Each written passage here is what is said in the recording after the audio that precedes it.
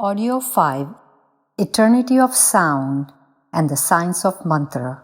Chapter 8 Elements of the Science of Vowels, used in the Sanskrit and Devanagari languages.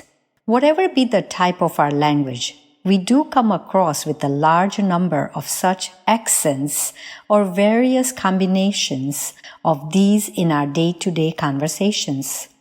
Because of the specific sonic effects, the proper use of the basic vowels and syllables of the ancient Sanskrit language can also be regarded as an elementary exercise in Shabda Yoga. The properties of some of these basic vowels are as follows. Pronunciation of this vowel has a direct, thought-subtle impact on the heart. The pumping action of the heart, especially its operation of exhaling pure blood, is supported by this accent. Repeated loud enunciation of this vowel at constant amplitude helps regulate the supply of pure blood from the heart to various parts of the body. In Mantra Vigyan, this vowel is regarded to possess creative power. The sound of this vowel affects the chest and the upper parts of the lungs. Its impact strengthens the upper ribs, helps clean the digestive canal, and also energizes the mind. Controlled and repeated enunciation of this vowel would be very useful towards the cure of asthma and chronic cough. Stretched pronunciation of these has a direct positive effect on the throat and its connections with the brain. This activates upper chamber of the heart. Cleaning of the respiratory tract and the intestines is performed by regular stimulation by the continuous sound of these sharp vowels. People suffering from chronic headaches or cardiac ailments should benefit from consistently exercising the repeated chanting of these vowels. Short-tempered or mentally depressed persons are also advised to follow the practice of rhythmic recitation of these accents. Pronunciation of these vowels has direct positive impact on the organs in the middle and the lower part of the body, namely the liver, stomach, and the lower intestine. It reduces the weight of the belly. Constipation can be cured by regular recitation of these vowels over a continuous stretch of time. Women suffering from the disease of the abdomen would also benefit from such exercise. The sound of these vowels has an impact on the kidney and also on the junction of the throat and the respiratory tract. Repeated pronunciation of these vowels help cure of the urinary diseases. Rhythmic enunciation of these strengthens the soft membranes inside the vocal cord, and hence it is very useful for the singers or teachers who have to sing or speak at a constant pace for relatively longer intervals of time. The natural functioning of genital organs and the muscles and the veins of its peripherals are strengthened by the sound of these vowels. The regular practice of chanting these vowels also stimulates the central part of the chest and is useful in supporting the cure of pneumonia and pleurisy. Inhaling of oxygen with the humming sound of this vowel indeed helps increase one's vital energy. It also activates healthy increase in the RBCs and purifies the blood. The practice of pranayama is an integral part of all yoga exercises. Prolonged pronunciation of is the root of perfection in the former. While pronouncing the part of the vowel, our lips and mouth are kept open and the lips are closed at the tip of This should be practiced with the feeling that all our evils have gone out in the first phase and we have closed their re-entry in the second phase. Regular practice of this simple exercise is very beneficial for psychological uplifting too. Its pronunciation titillates the tongue and the upper frontal part of the palate and creates full conduction effects in the brain. Recitation of this vowel under deep meditation stimulates the secretion of specific hormones that regulate the harmonious functioning of all components, organs of the body.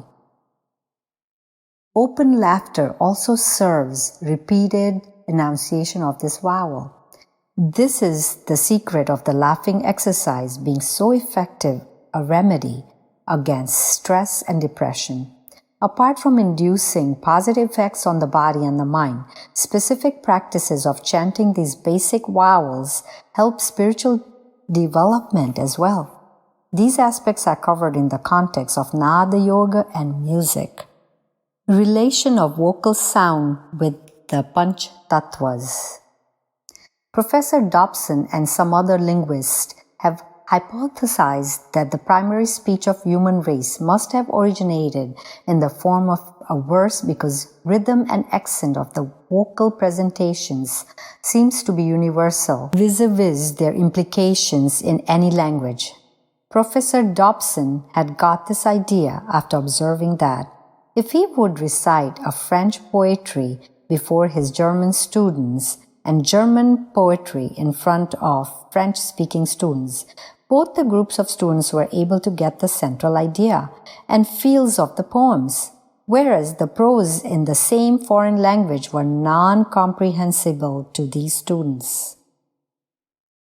That phenomenon and sound in general would have a relation with matter which belongs to the Prithvi Tattva, is obviously from the fact that when any kind of material form is beaten, it produces vibrations. The type of vibrations produced by the same impact of beating would be different for different types of shapes of matter. For example, the sound produced by a thin wire of sitar is different from that of the leather sheets of a dholak. The role of air, which is the Vayu Tattva, as a medium for the realization and propagation of sound is well known. Controlling effect of air in maintaining the quality and type of sound is also obvious, as seen in whistling or in playing of the musical instrument like flute. The use of water as a medium for communication by several marine species and also in some musical instruments similarly explains the relationship of sound with the Jal Tattva or water. The physical relationship of sound with heat and light, constituents of the Agni Tattva, can be seen measured with the help of the scientific instruments like the retrometer, spectrometer, and tonoscope. The implications of their subtle relationships are well experienced by most of us in our day-to-day life. For example, the heated exchange of words in quarreling, the enlightenment of mind by an inspiring lecture, etc. The sound reflected in the form of music affects our sentiments, is an evidence of its relationship with the subtlest, the cosmic element, Akash Tattva. As the universe in general, and the individual being, that is the body, mind, and the manifestation of consciousness in it, in particular, is constituted by the Panch Tattvas. Its intimate relationship with the sound is quite natural. In fact, our body as a whole, and especially the vocal cord, is like a sophisticated musical instrument. Its thin muscles, membranes, and other particles get vibrations from the Tattva. When we speak, the currents of Apa-tattva are received from the omnipresent sonic power of Nada around us. When we think, this sublime element is generated by the Shabda, which is indwelling in the conscious core of our mind. This is the reason why our mind talks to itself while in the thought process. Infinite, dimensional Apa-tattva is immanent in the Akash Tattva. This is also regarded as the source of the physical existence of sound in our space. However, the presence of other four basic tattvas affects its realization in the eternal form. The human mind has so far recognized about 49 different kinds of natural phonemes, swaras, 7 of which are regarded as the basic vowels and the others are known as soft and high notes configurations of them. Various combinations of these swaras have been compiled into 8 basic ragas, such as classical tunes of Shastriya music and so on. The gamut of phonemes and varieties of sound have been generated thereby. The Panch Tattvas existing in these varieties of sound do affect our body and mind accordingly to their own natural properties.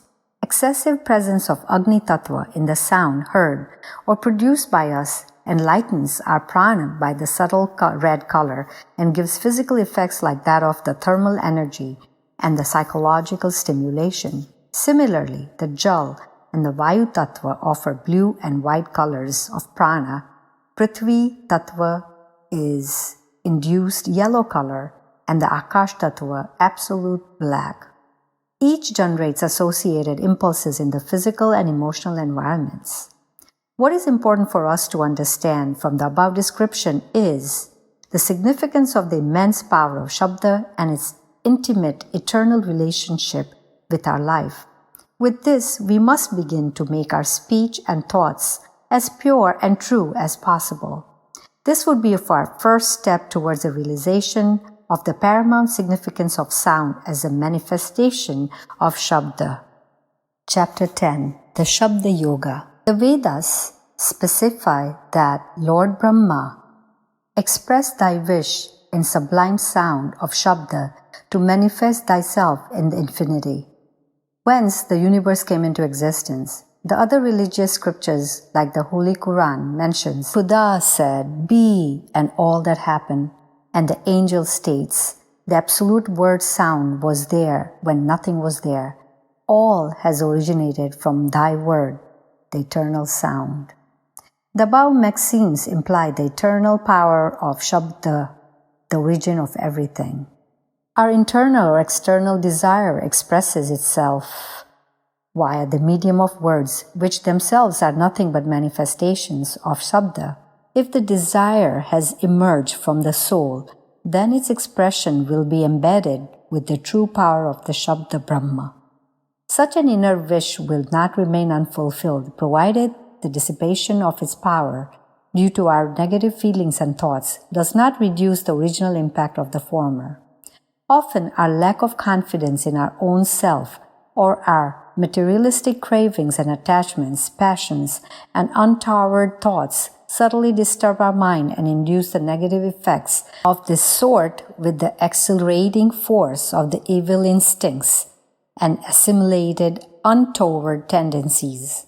We must realize that our consciousness is a part of the divine consciousness, that divinity indwells in us, and therefore our words can also be so powerful that they could communicate with the nature and with the eternal Creator. Human society has never been deprived of the existence of great personalities who had aroused the divine power of Shabda by practicing absolute truth in their sentiments, thoughts, and deeds. Their supernormal potential of offering blessings or creating and transforming matter by mere chanting of some mantras were simple manifestations of this unlimited power.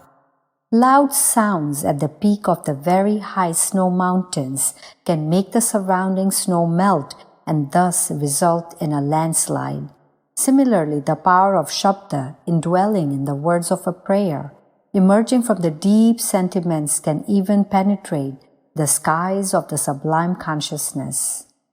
Do we really know about the presence of this immense power in ourselves? The power of the words uttered by our subconscious mind manifests itself in the infinite varieties of creation in the world of our dreams and imaginations. The psychological effects of the latter are enormous. There is also a close relationship in the Shabda of our conscious and the subconscious mind. For instance, whenever we talk about or hear of a natural calamity, an epidemic, our mind simultaneously starts thinking about it via the language of imaginations and vice versa. The elementary yoga practices of self-hypnotism are indeed based on a creative utilization of this relationship and have been found very effective in improving one's psychology. There is saying in Sanskrit, Yatha manasa manyute tatha vacha vadati, meaning, as we think we will speak. Mind never remains silent. It keeps talking to itself even when we are silent. These thoughts continue to leave their subtle impressions in our overall personality. Sometimes the thoughts will also leave an instant impact on our face expressions. Often the state of mind can be read through such face expressions. For example, it shows wrinkles on the forehead in the state of tension. A blushing face becomes pink. Face turns yellow in the state of real fear. Some spiritual saints and yogis can know one's overall character just by reading the subtle expression of his thoughts and the internal desire at the root of these thoughts on his face. Realizing the psychological importance of Shabda, we must at least begin to speak, hear, and think in a manner that will have positive effects on our mind. Cautious use of words and thoughts may be regarded as the first step towards the practice of Shabda Yoga. Further, we must develop the confidence that by sacred sentiments and thoughts and by the sincere practice of truth, we can strengthen our voice so much that it becomes the divine master of our own destiny.